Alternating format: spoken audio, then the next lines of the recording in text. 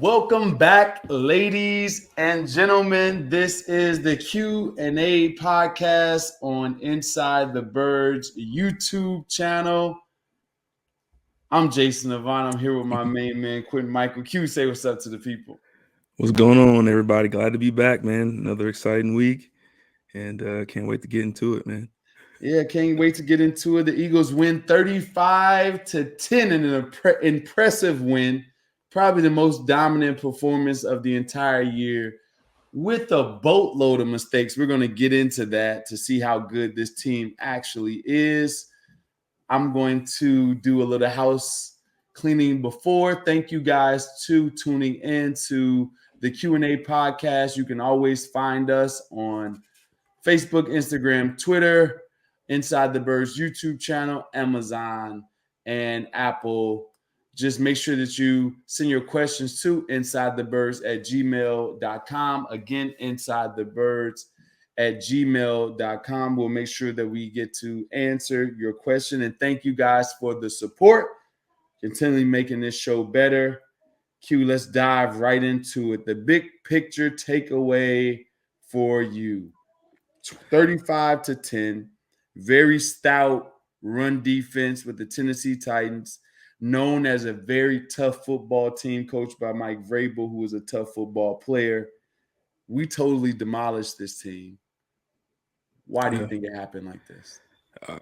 I think this team came out. They'd been hearing probably all season, about this run game, and we're missing tackles, especially in the secondary, and how this is a tough physical team, and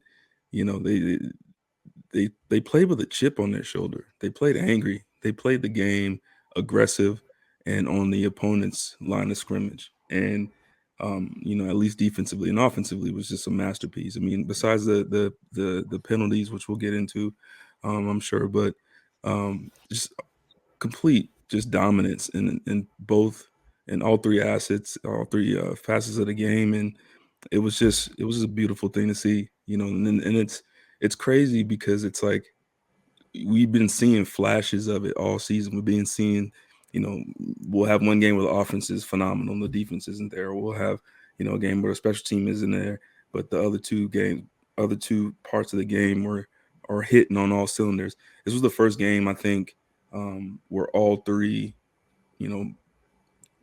parts of the team were just aggressive and played flawlessly, mostly flawlessly. So, yeah, it was great, man. I would say that my takeaway is a lot like yours. I think that this team is so talented that they're able to overcome 12 penalties, mostly on offense. Most of them false starts and or holdings, and able to overcome that multiple times in order to have scoring drives, touchdown drives. And the only other time that the Titans stopped this team was because of penalties and or errant throw or drop pass, something like that. That's a sign of a good team. It's always the Eagles that are the ones that kill themselves. It's never another team. Even the Commanders, when we didn't play well versus the Commanders, it was because of mistakes that the Eagles made. Other teams haven't found a solution for this team. And talk about my big picture takeaway is that last week, Jalen Hurts goes for 157 rushing. Miles chipped in another 150 or so, 147 or so, right? So we have over 300 plus rushing last week. This game, we have almost 400 passing. Just the variety of ways that this team can beat you. Yes, the Titans is the top 3 rushing defenses. We tried it. Still 24 times, only averaged like 4 or 5 yards a carry. Yeah. We tried it 24 times, but we ended up passing it 30 times and saying, okay, if we can't get it in a run game, and most of those were in the fourth quarter when Boston Scott was in there, a lot of those rushes. Yeah. And Gainwell was in there. So we said, okay, we can't make hay. We're not going to continue to beat against this brick wall. You're one of the worst teams that come as far as covering the pass. Stop it. And that's a dangerous thing. That's a dangerous thing when you have a team that's good that can do that. So that's like my big picture takeaway. Yeah, man, I agree. I knew it was a lot of yards. I couldn't believe it when I looked at the stat line at the end of the game. I mean, 380 yards. I've never, and he, like, every ball was just right on the money. I mean, it was, for me, this was probably the best throwing game I've seen from Hurts. I mean, just phenomenal across the board. Yeah. I just thought it was a masterful game, man. It was Yeah, awesome. it was a good throwing game. Like, it was a really good one. One of his better ones. He still missed about 4 or 5. You nitpicky. You talking about Jason? You nitpicky. The ones like that kills a drive, like short arming the ball, stuff like Yeah, that. that's right. I did The see a 4 few of those. touchdown game he had versus the Steelers may have been my favorite game of his throwing the ball.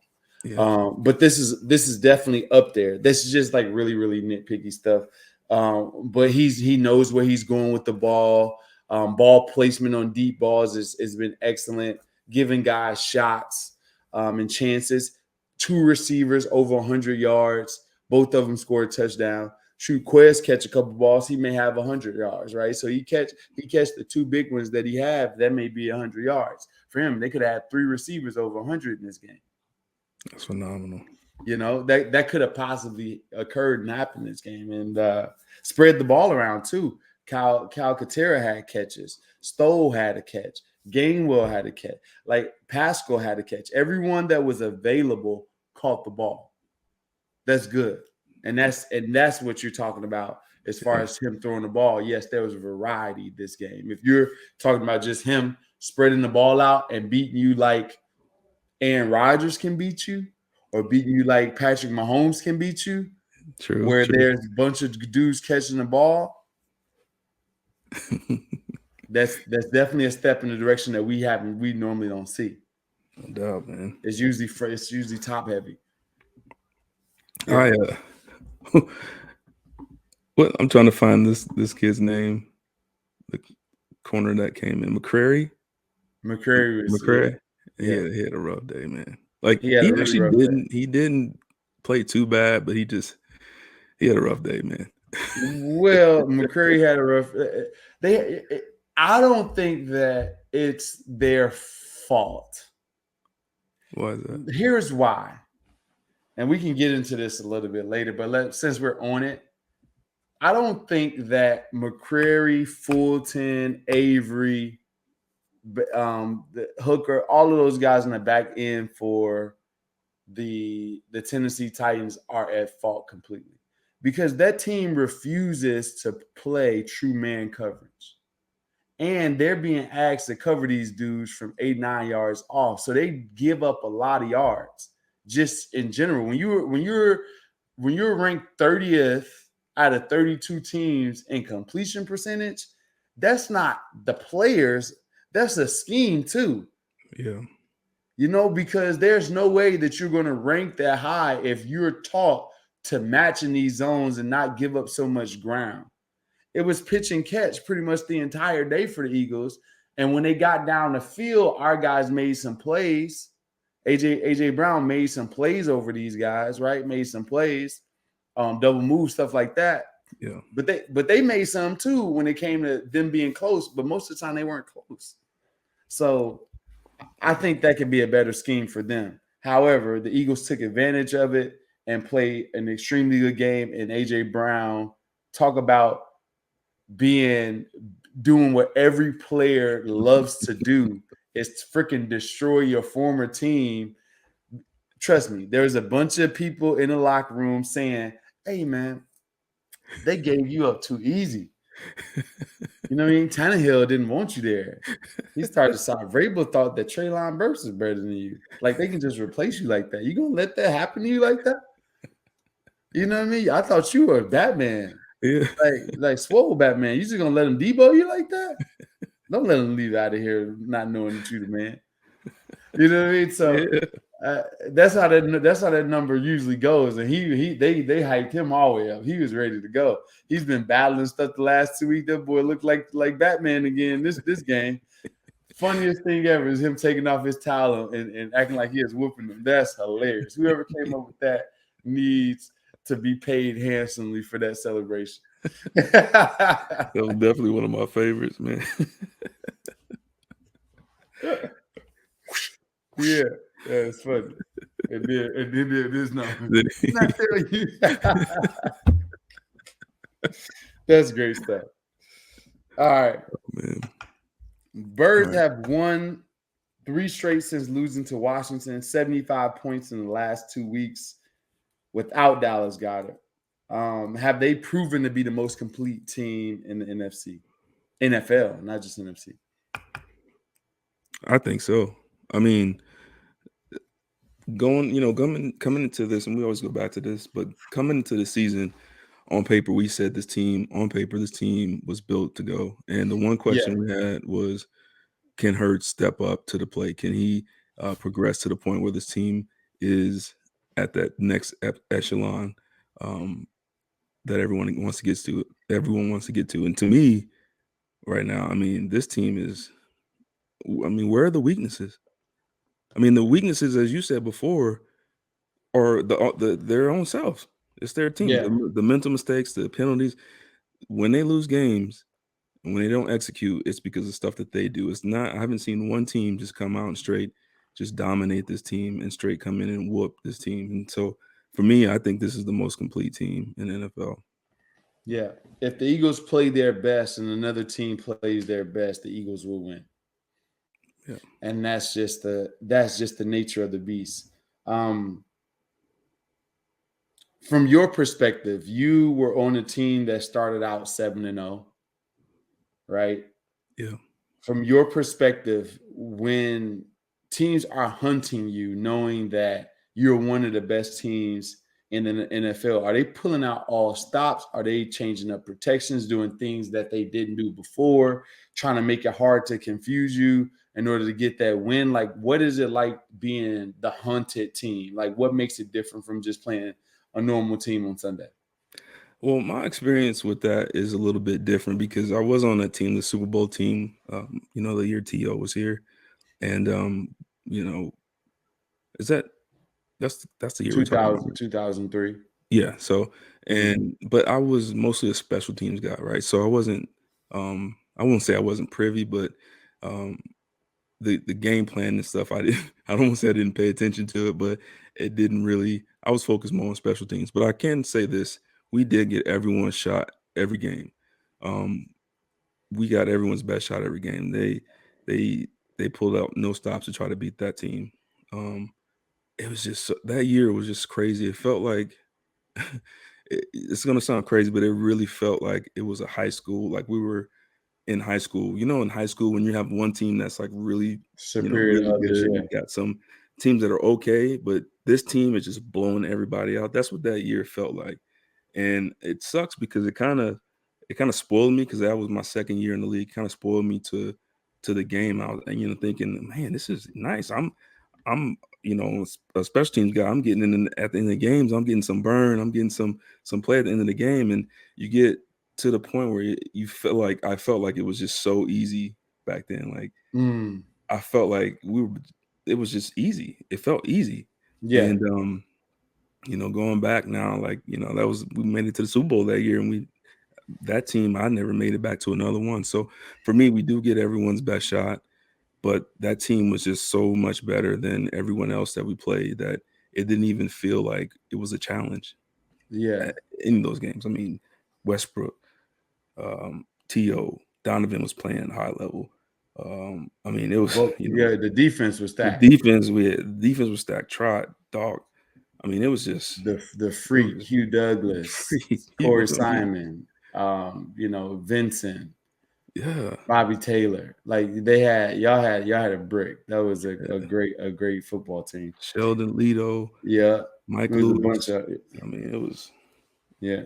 And from my experience, I wasn't on a team that started out that hot, but I remember the Patriots when they went to the Super Bowl undefeated and lost to the Giants. That team, I remember changing up game plans. I remember us having, trying to have two different game plans on defense against Tom Brady to confuse him, like the same thing we did against Peyton Manning, right? I remember Jim Johnson talking to the defense about having multiple game plans in order to confuse him per quarter or per half, stuff like that, because that's something that he has done.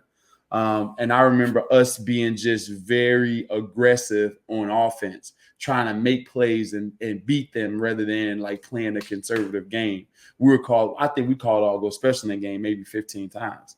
Like, yeah, it was, yeah. So we were trying to get it down the field. We would check it down to Westbrook, which is good. We send everybody, Westbrook going to make three people miss, or whatever. But we were trying to check it down, and we led the entire game. But we were trying to give them our best shot because you want to prove to yourself that you can play with a team that's that good and that had that much talent. Because that team was probably the most talented football team of our era. One of them, one of the most talented football teams of our era. I know, especially offensively.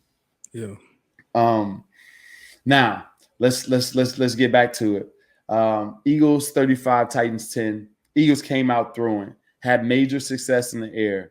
Jalen Hurts, top 5 quarterback. Oh, he's up there, man. Look, Tom is going out of the top 5. Yeah, Tom ain't there. Aaron is out of the top 5. Yeah. Got top Josh 5 Allen. Quarterbacks. In my mind, I think there's 3 automatically that's in there. Mahomes. Yeah. Allen. Yeah. Burrow. Okay. I think those 3 quarterbacks by far are in a different class. Yep. I think and all of them. Herbert. What do you think about Justin Herbert? Justin Herbert is a great thrower of the football, but it doesn't equate to playoffs and wins. Okay. All right. So can he spin it like them? Yes, he can spin it like them, but he don't win like them. I'm saying top 5. He's a top 5 at this point in his career in the NFL. You saying he's top 5? I'm saying he's top 5. All right. So he's better than Herbert. Yes. He is better than Tua. Yes. He is better than Derek Carr. Yes. He is better than Lamar Jackson. Yes. That was a tough one, but yes. And anyone else? Who else are we missing? That's it, man. He's better than Russell Wilson. Better than Kyler Murray. Better than Kyler Murray. Better than Russ Wilson. Yeah, he's up, man. He's top 3. Better than Dak? Yes.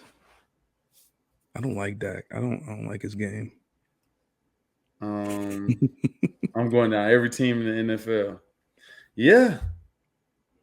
Right? Yeah. Yeah. He can this year. Yes, this year, yes. This year, he is number 5. Okay. This year, he's number 5 to me. If you're saying that this year, he's a top 5 quarterback this year. Because my top 5 would be Mahomes, Allen, Burrow, Tua, and Jalen. Oh. You think Tua's better, huh? This year. Okay. That's a fair. I like that. 4 or 5. Yeah. 4 or 5, because I can't argue with anybody that says Jalen is better than Tua. You can't argue that. I think the 3 are nobody's going to argue against Mahomes, Allen, and Burrow. Absolutely. Yeah. But yeah, so top 5 this year. That works. I'll take it. Hey, we just did it. We got top 5 quarterback, and we got it. See, we said before the season, if he plays like this, that the Eagles should win the Super Bowl. Yep. There it is. Jimmy G just gets hurt in the most dangerous team in NFC besides the Eagles. Yes. They did bring in Baker Mayfield, I believe. So it's not like they're going. Like I said, what the hell are you talking about right now, son? I'd rather see breathe. How you breather? I don't even know how you say his name. I'd rather see him at quarterback. Baker Mayfield. You're gonna stop it right now. If we go into a playoff game and Baker Mayfield is the quarterback, we got a great chance of winning the game. All right, let's keep going. AJ Brown made some ridiculous catches versus former team. What did he do well in this game?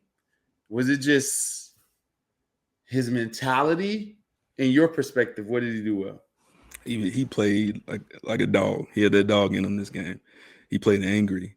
This whole team played angry, but he especially played aggressive, angry, and most importantly, held on to the ball. There was a couple times he got a couple, underneath routes. I'm like, hold on to that thing, because they came in, they're trying to punch it out. But to me, the biggest thing was that he just played. I mean, he's got the physical tools. He's always had it. He just played pissed off.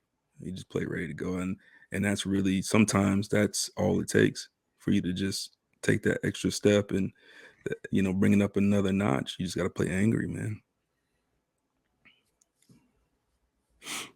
I think that you're right. He played focused to today, or Sunday. He played extremely focused. He wanted. He had a point to prove, and I think that was the difference. I can't even, I was looking at the tape to break down stuff.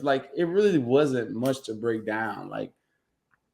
He had a double move. He's bigger and stronger than the guy that tried to jump in front of him. So he kind of pushes him down. And they can't call it on him because the guy's impeding his process, his progress. So that's just a bad decision by the DB. If you're going to tackle him, go ahead and tackle him. But don't sit there thinking you're going to stop that freight train that's 220 pounds coming at you. That's just not, and you all of 189. You're just not being reasonable, son. So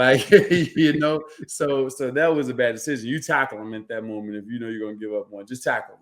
Yes, and so he tried to, I guess, but that dude was just too big. And then the other is just like a little slight move to get open on him, and just bigger, stronger, better. I'm better than you. Lay hands, The guy's bear hugging him. He found enough space without pushing off. That's just, I'm bigger than you. And it was wise and tactful. I could have broke that play down. I may break that play down later in the week, because he's running, the guy's hugging him. And what makes him make the catch was his eyes not getting big and his hands not coming up until the ball was there. If he runs down like most receivers, he's running, and he started looking up like this, and his eyes get big, you automatically trigger the DB to be like, oh, the ball is here. Maybe he gets the pass interference, but the ball is here. Now the guy gets super aggressive and wild, and it's hard to make that play. But he's running like, oh, I'm going. The ball's may be coming, it may not. And so he's looking. He's like, his eyes is not out. It's not getting bigger. He's there. The ball's here. He does this. And it's so late, the guy didn't even react. He caught the ball. The guy then reacts, and before you know it, it's too late. But he got enough separation, good ball placement. It was great. It was a great job by him. One thing that you have to be, if you do that, is confident in your hands. Not a single soul that does lay hands has shaky hands. Yeah.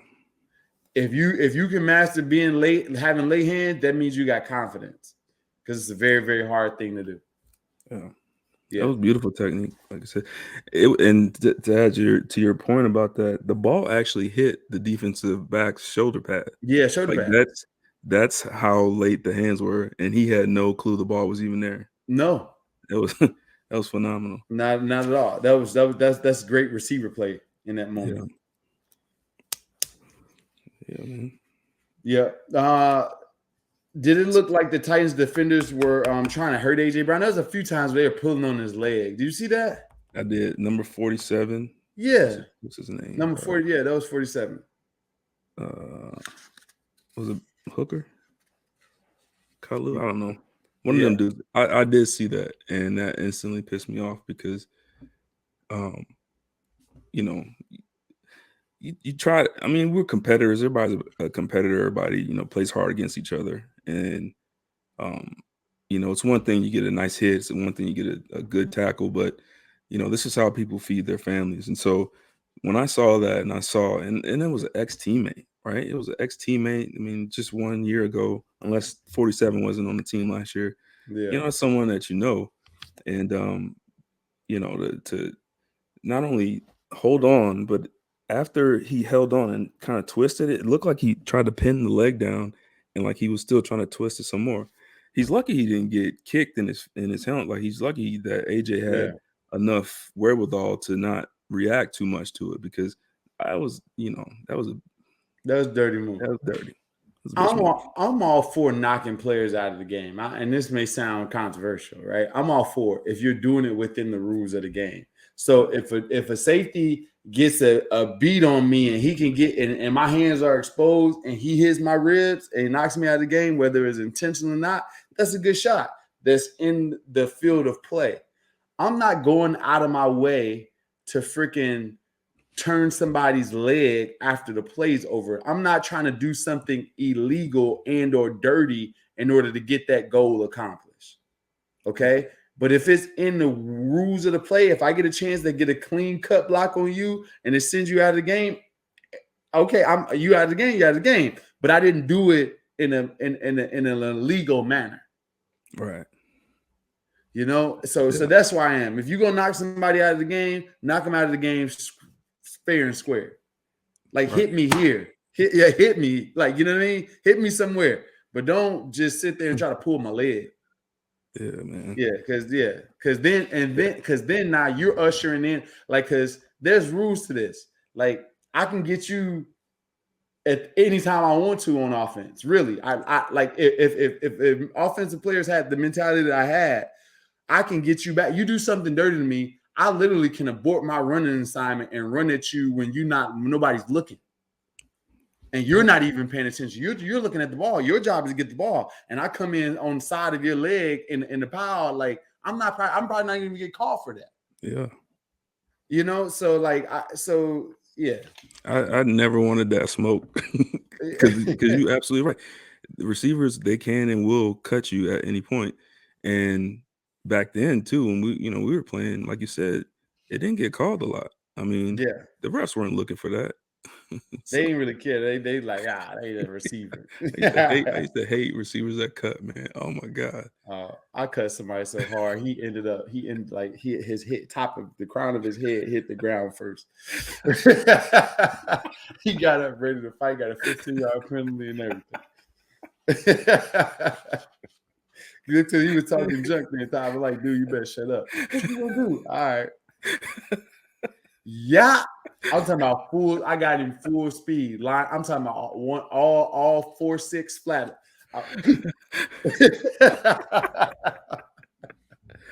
Oh man. No slowdown, no nothing. Nothing. And he tried to, and like he didn't even see me until the last minute. Yeah. Got up and pushed me. I dove like the flop, like in the NBA flop. Oh man. Oh, funny receivers, boy. All right, Q. Let's get into a little bit more. Make sure you guys are checking out Launch Trampoline Park in Deptford, New Jersey. Again, Launch Trampoline Park in Deptford, New Jersey. We have birthday parties, corporate events, arcade, cafe, Ninja Warrior, rock climbing, laser tag, everything that you can think of, slam ball. We have it at Launch Trampoline Park in Deptford, New Jersey. Come check us out. LaunchDeptford.com. And Q, we have our weekly picks for Mojo. Yes, sir.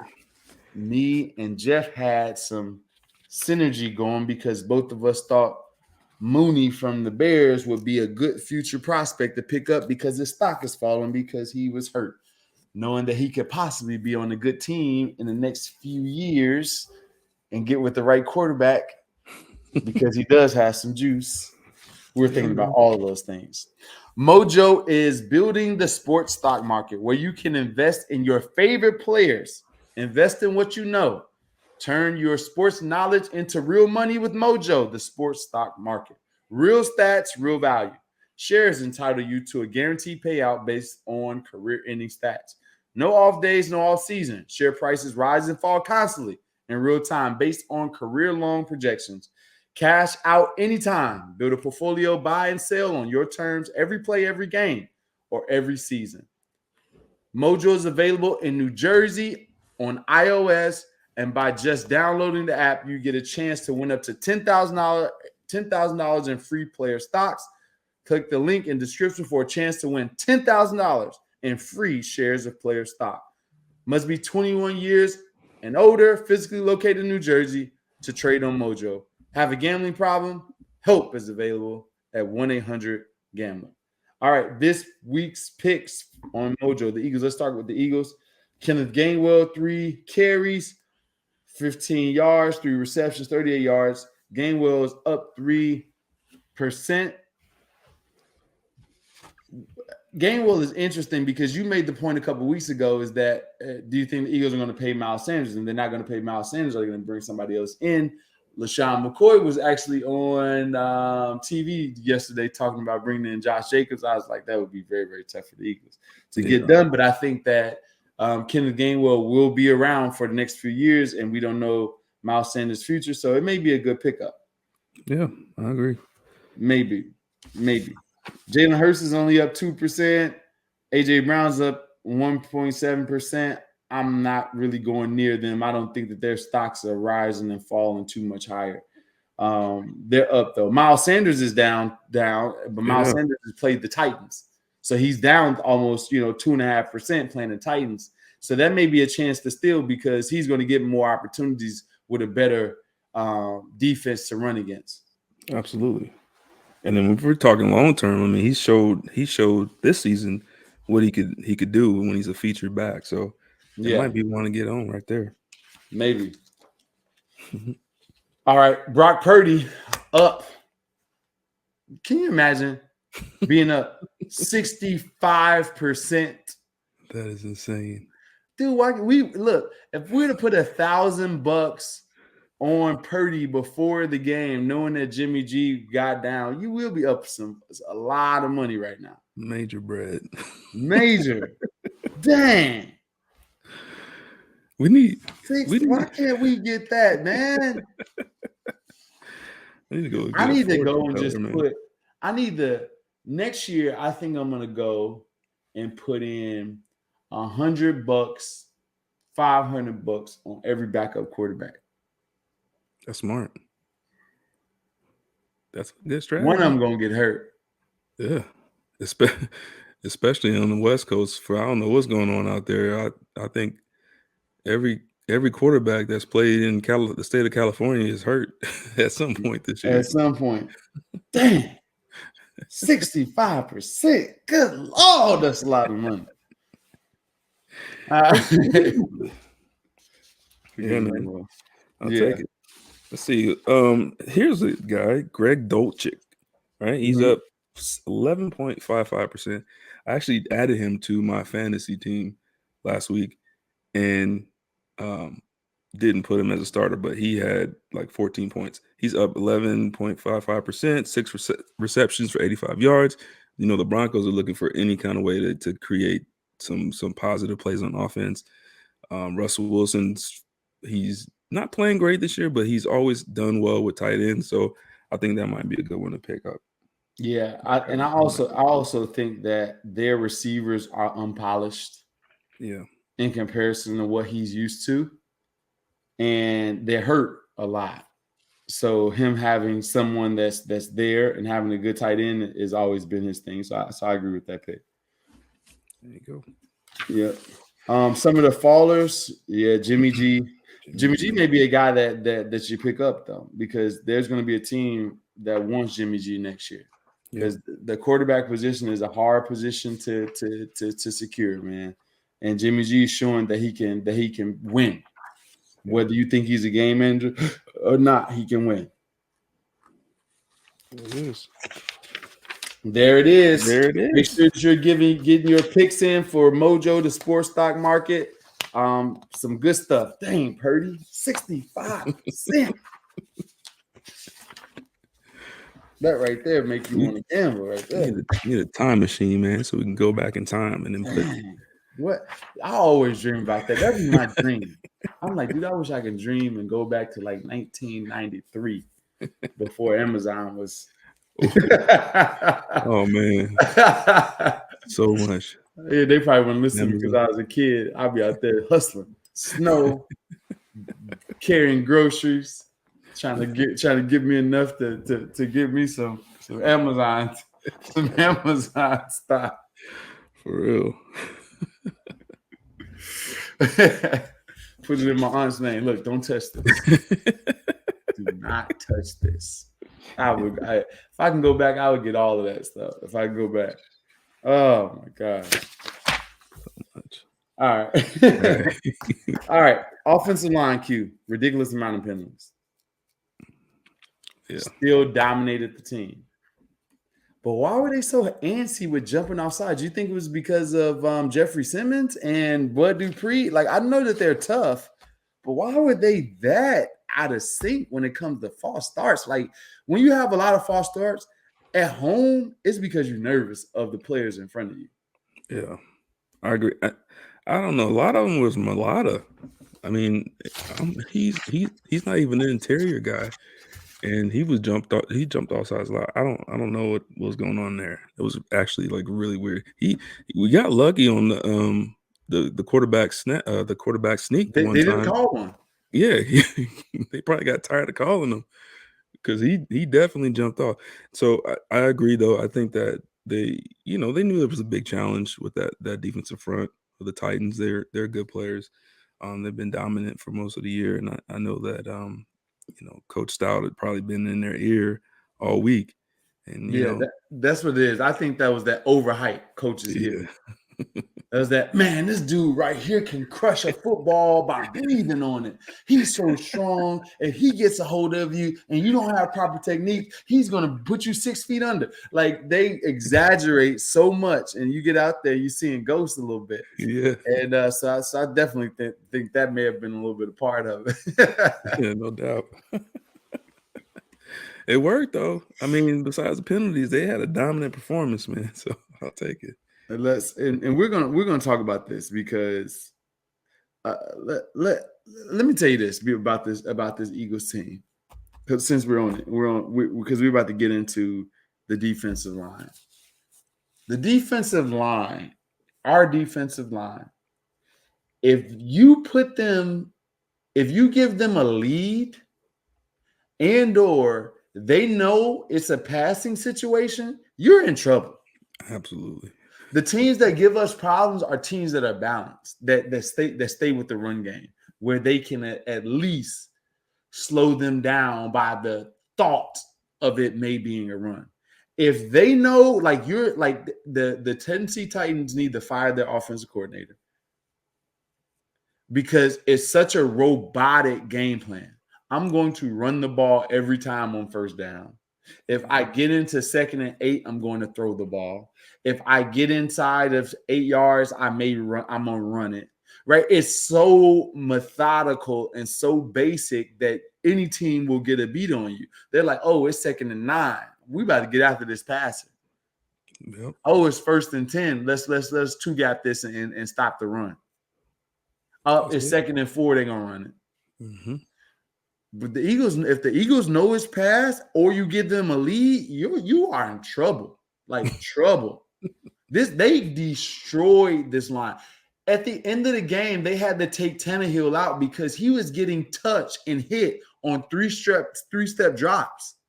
Do you know how hard it is to have a defender in front of you or offensive person in front of you and you still getting to the quarterback. They were literally just manhandling this offensive line, destroyed them the entire game. Yep. As impressive of a defensive performance. That may have been more impressive than the Washington Redskins game when they had all those sacks. I'm talking about as far as stopping the run and creating pressure and making people uncomfortable. They barely had 200 yards of offense. Barely. Dominant, man. They barely had 200. Can you imagine an NFL team with barely 200 yards of offense? Barely. Let me see. It just don't happen much. They had 87 rushing and like 122 passing. 141. Tannehill was 14 for 22, 141. Henry, 11 for 30. Wow. Exactly. That's and let's talk about that. Defensive line was all over Derrick Henry and then Ryan Tannehill. How did they stop the run so well? What stood out to you? Well, to me, what stood out the biggest was obviously the D-line play, creating. You create a fence. This run game that the Titans have is a zone run scheme. You start off one way, hand the ball off, and let Henry kind of cut back or go to open space. And so the way you combat that is you have the defensive line. They two gap, create a fence. And you got to have linebackers that are aggressive and playing downhill. And on top of that, you got to have edge guys, corner guys that are sometimes forced to make tackles, playing aggressive on those plays. And so I was actually really proud early in the game. Bradbury, yeah. Yeah. You saw that, right? Yeah. Tackle for loss. Like that, and that's the thing. Like the second you shut that down, you won't get it much anymore. Right. Like how many times this year were we sitting looking at the film and we call it out like, dude, you got to go. And I guess it was because it's the Tennessee Titans and this team is physical and you got to match their intensity. I'm pretty sure this was the defensive scheme. It's like, yo, you're responsible for the C. If it shows color, you got to go. And he went right in there. Like I'm like, where has this dude been the entire year? And it was Henry. I was like, dude, look at that. What? Like, I'm like literally watching the game, like baffled. Like, did Bradbury just do that? Who is that? You rewinded. It's like that was him. The only thing that would have impressed me more was if it was Slay. Oh yeah. you know that ain't gonna. But Bradbury, like he got like he was with it. He's like, all right, look, this is the beginning of the game. We got to set the tone. The corner's here to tackle today. That's it. Because they got into a front that was like, we coming at you because there was no receiver to his side. The tight end was stacked there. The guy in the backfield was all like it was coming his way. So he was like, all right, I got to do this. And that's how you play it, right? Because you don't want to be tackling that dude when he gets rolling, right? So yeah. that was beautiful, man. Oh, keep going. I'd have messed up your thought, man. Oh no, I got so excited. That was it. I mean, and then once you put the kibosh to that, it's easy sledding from there, man. Yeah. Blankenship came down with a noise a few times. Mm-hmm. TJ Edwards played a really good game there, but the defensive line was just dominant. And here's why I think that it's easier to stop. I said it like that they would stop them, on Inside the Birds pregame show.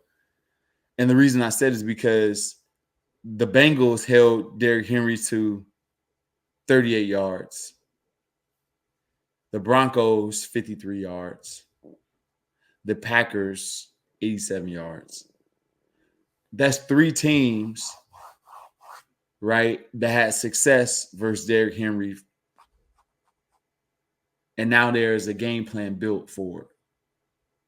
Once you have success and you don't show any change, the Eagles did the same thing that the Broncos did, and also that the Packers did, right?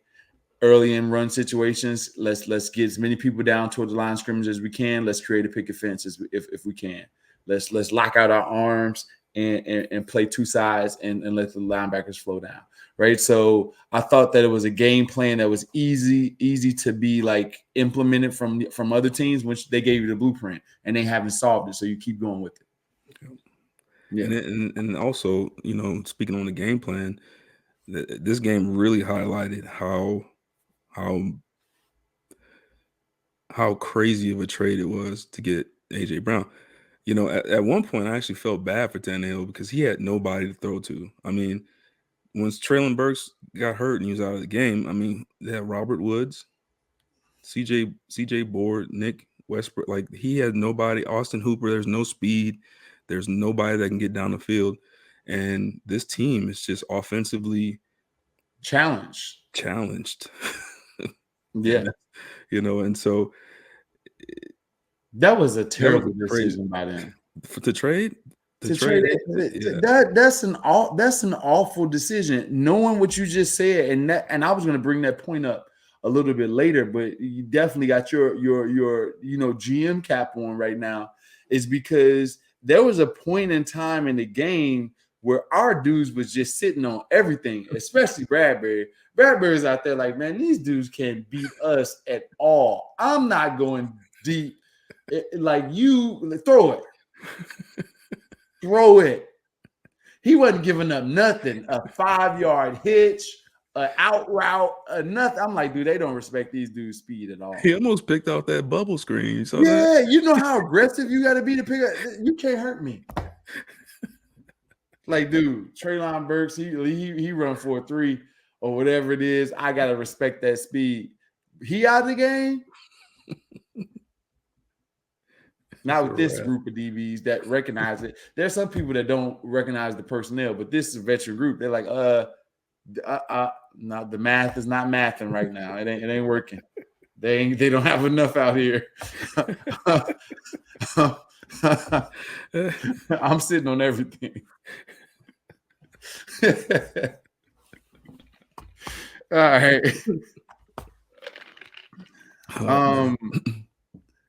There's some inconsistency with the run defense, right? So you have a game like today,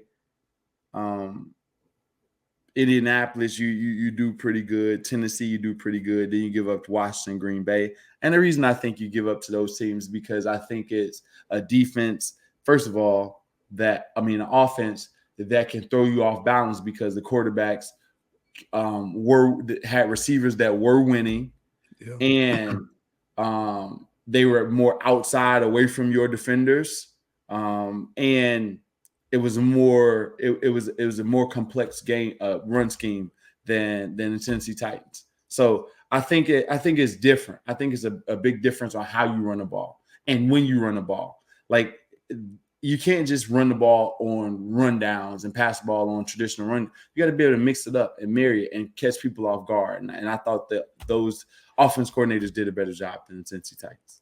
Agree. Who is the offensive coordinator for the Titans? He might be out of work soon. Yeah. GM Avant. Yeah, hey, come to my office. Yeah, come to my office, man. But you can't. It'd be hard to fire that guy knowing that he don't have the talent that he needs. Yeah, true. Yeah, so. But it is probably head coach wanting to play their game. And the Eagles, I'm glad the Eagles decided to pass, because that's the type of team you get into a dogfight with, trying to run the ball all the time. Because now you shorten the game, helping them out. They're offensively challenged. Now you play into their strength of running the football. You come out and throwing it, and now you make it no context, and they can't come from behind because they're not built like that. Right. Yeah. That's a good point. Yeah, Nakobe Dean got his first time on defense. 15 snaps, 6 tackles, 1 solo. He had 1 tackle for loss, 5 solos. Like, what do you think? Hey, I thought he looked good, man. Yeah, we were talking about him last week, and and he showed up on special teams right on cue. Yeah.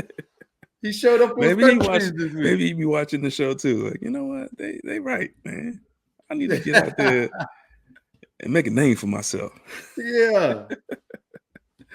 No, man, he looked good. He played aggressive. The one when he got the tackle for loss when he shot the gap was Yeah. beautiful. He played with good awareness on a couple. They tried to attack him in the passing game a little bit, and he played with some good awareness. Was feeling out the routes and getting his depth. He looked good, man. I was looked impressed. like he belonged, didn't he? Yeah. He looked like he belonged. I like the one where he tackled Henry with only his right arm because one of the offensive line was holding his left arm, and he just lunged into his body. That's football player stuff.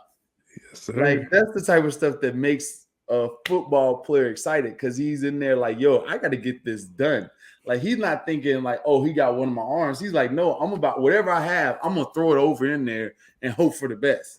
That's football player stuff. You never have the best angle, like to get stuff done. Like you got to make it work. A guy grabbing one arm, catch it with the other one. Like that's how it is. Yeah, I like it. it. So I was impressed with him on defense and on special teams. First couple times on kickoff, showed up, boom, flex on him. Talk about Christian Ellis coming in the game right from the waiver wire, set the tone on the first punt return. I was like, is Cody Anderson out there? Quintin Mikell out there? I was like, because me and my son were watching the game. I was like, who was that? I was like, I'm looking at. I was like, okay, all right. He just got up. That was his first time up, and they put him up for special teams. He was smacking people. He was out there fast, out there. Yeah. I was like, ooh. And then my man Covey got some return yards this week. What happened to the Eagles? They got cursed out. Their special teams got cursed out. That's that cursed out game plan.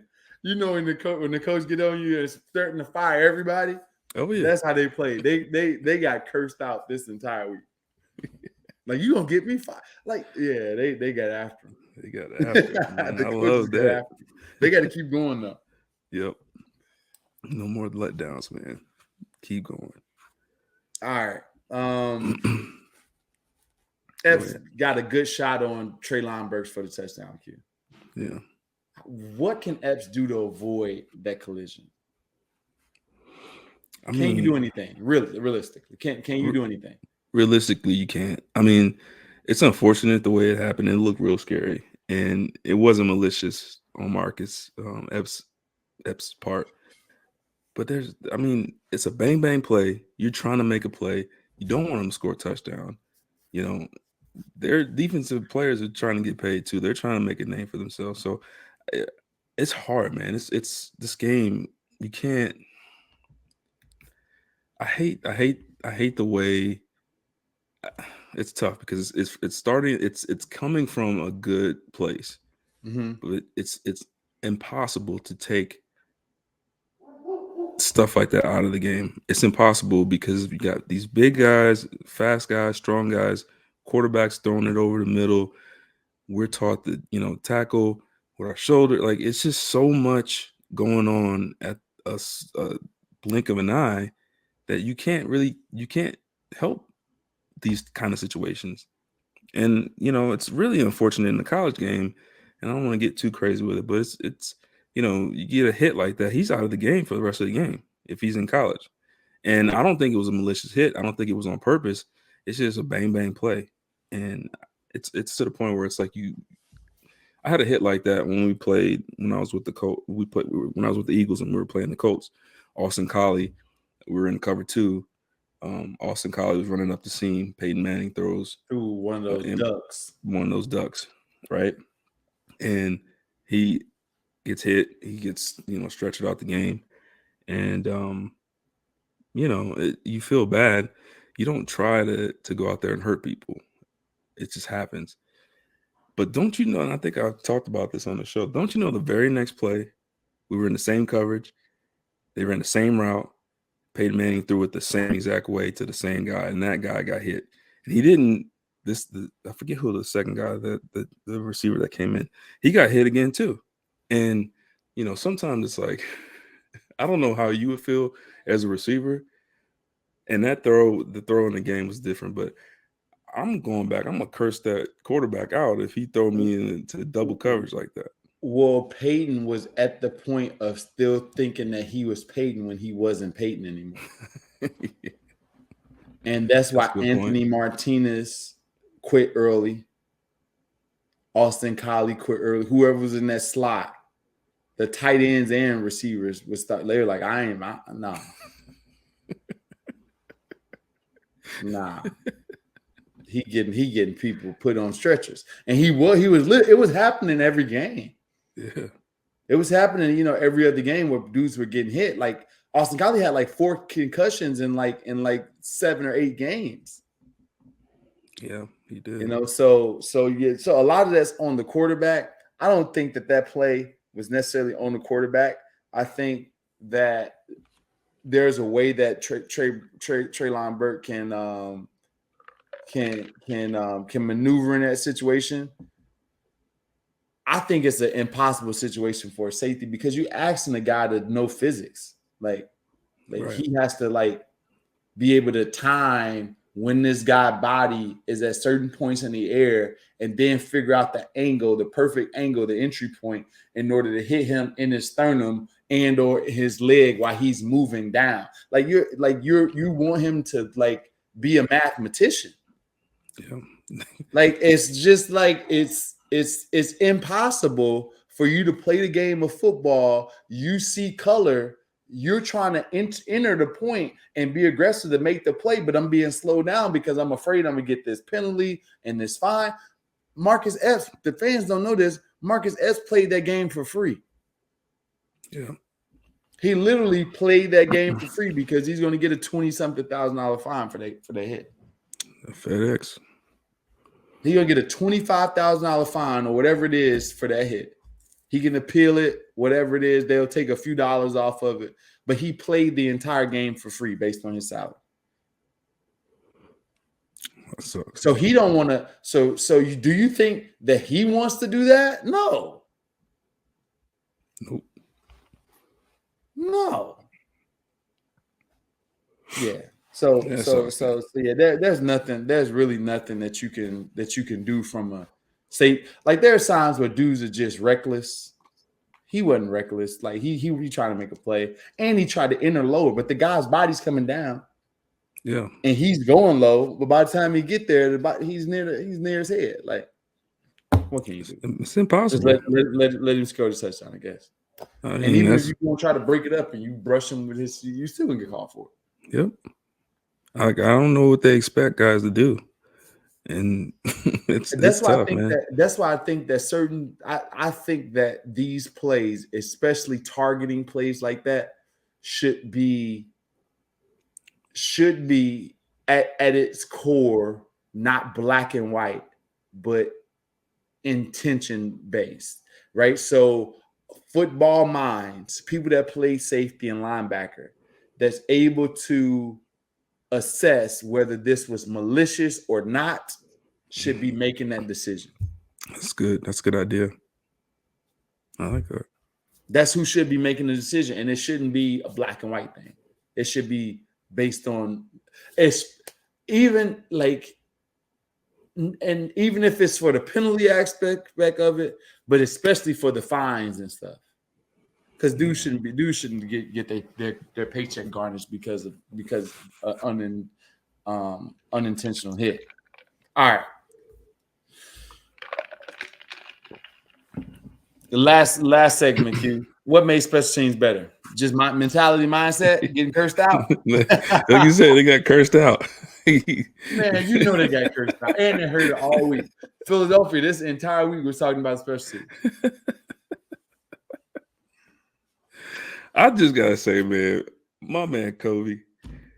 I've been talking about Covey too, man. This was the first game. So it's hard for me because he does it. He never fumbles. He catches the ball. You don't have to worry about him making bad decisions. It's just up until this game. It's man, okay, he's gonna get 8 yards and then get tackled. He's gonna get 8 yards and get tackled. He was rolling out there this last game. 8 yards. You giving this man a lot of yards. You talking about 2 or 3 yards before this game. He ain't getting no 8 yards. He getting about 2 or 3 yards. But he came out, he was rolling. I'm like, okay, all right. I liked it, man. Big up to him, man. Because at first I was like, man, I don't know about this guy. I don't know how he made the team. Yeah. I have my suspicions, but he did a good job this game. Yeah, man. Hopefully keeps it going. I hope the team recognizes they can have success. Now, it could be because they lauded this team as the tougher team, and then people probably got tired of that. Those are pros and grown men with pride. So I just think it was mentality and also the coaches lighting the fire under these dudes, along with the fans of Philadelphia, calling them out. Oh, they're gonna do that. Yeah. All right, Q. Last question. Right. Question from G, from DG. DG. Yeah, this is an interesting one. Well, we're going to ask it like this. Like, if you were going over the middle, who would be a player that you didn't want to hit you? Players like Jack Tatum, Brian Urlacher, Ray Lewis, Brian Dawkins, Palomalu. If you were a safety if you were a receiver because you play safety, you saw some hard-hitting people and linebackers and stuff like that. Who would you not want to be hit by? So, as a safety, definitely Doc would probably be the last person I want to get. Either Doc or Ronnie Lott. Linebacker, between Urlacher and Ray Lewis, I would rather be hit by Urlacher because he wasn't really known as a thumper like that. Like he's big, he's rangy, he could hit, but he wasn't like Ray Lewis tried to put you in the dirt. Like Ray Lewis would try to hit your ancestors. That's how hard he try to hit you. Like he takes out on the whole family genealogy. 23 and me. He trying to see that. So yeah, man, Ray Lewis. I wouldn't want to get hit by him. So he was explosive. Ray was explosive. There are some dudes that can